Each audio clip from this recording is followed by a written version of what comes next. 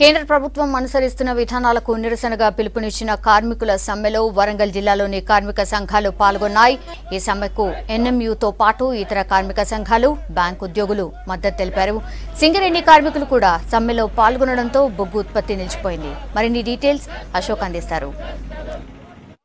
ఉద్యోగ కార్మిక విధానాలను నిరసిస్తూ దేశవ్యాప్తంగా సమ్మెకు పిలుపునిచ్చాయి. సమ్మెలో కార్మిక సంఘాలు పాల్గొన్నాయి. ఈ నేపథ్యంలో వరంగల్ వ్యాప్తంగా ఎంఎంలో సింగరేణి బ్యాంకు ఉద్యోగులు కూడా సమ్మె బాట పట్టారు. ఈ సమ్మెతోని ఎక్కడెక్కడ లావాదేవీలు కూడా నిలిచిపోయిన పరిస్థితి కనబడుతుంది. మనం ప్రస్తుతం హన్మకొండలోని ఆంధ్ర బ్యాంకు వద్ద ఉన్నాం. ఆంధ్ర బ్యాంకు వద్ద ఉద్యోగులు ధర్నా చేస్తున్న పరిస్థితి కనబడుతుంది. ఈ ధర్నాలో ఏం డిమాండ్ చేయబోతున్నారో తెలుసుకునేందుకు 8-9 తారీఖున ఆల్ ఇండియా ట్రేడ్ యూనియన్స్ దాదాపు అన్ని ట్రేడ్ యూనియన్స్ పిలుపునిచ్చాయి స్ట్రైక్ కోసం.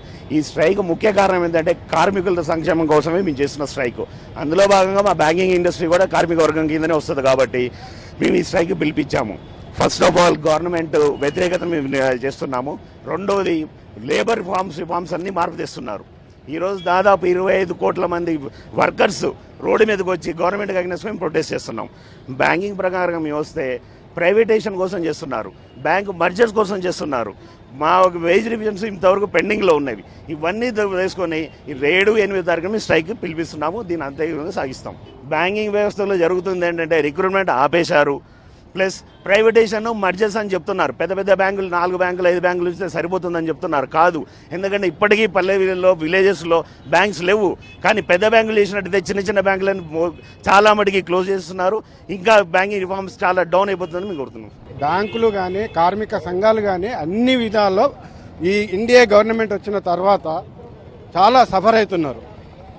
డిమార్టేషన్ అప్పుడు చాలా ప్రజలు కొంత గొప్ప దాచుకున్న అమౌంట్ను మేము తిరిగి బ్యాంకులో జమ చేస్తే మళ్ళీ ఇయ్యలేని పరిస్థితుల్లో గవర్నమెంట్ సప్లై చేయలేక బ్యాంకులు చాలా నానా అవస్థలు పడ్డాయి. ముఖ్యంగా బ్యాంకులు మెర్జర్స్ ఇంతకుముందు ఇందిరాగాంధీ 1981లో నేషనలైజ్ చేసిన బ్యాంకులను గవర్నమెంట్ రైతులకు, సన్నకారు రైతులకు, కార్మికులకు, మన చిన్న చిన్న ఇండస్ట్రీలకు లోన్లు ఇవ్వాలని పెట్టిన పర్పస్ను ఈరోజు ఎన్డీఏ ప్రభుత్వము దాన్ని నీళ్ళగా అడగదొక్కుతుంది.